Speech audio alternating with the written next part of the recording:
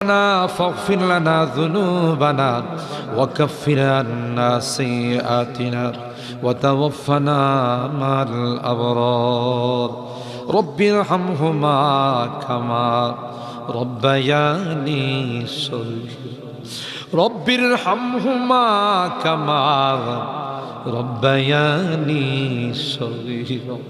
রব্বুল আলামিন আল্লাহ কোন শীতের মধ্যে ঐতিহাসিক খোলাপাড়াবাসীর উদ্যোগে আল্লাহ 49তম তাফসীর মাহফিলের আজকে তৃতীয় দিনের শেষ রজনীতে আল্লাহ গভীর রজনীতে মালিক রে আমরা কিছু সংখ্যক গুনাহগার বান্দা আল্লাহ তোমার আদালতের কাঠ গড়ায় আসামির মতো দাঁড়াই ভিক্ষুকের মতো দুইখানা হাত বাড়াইছি।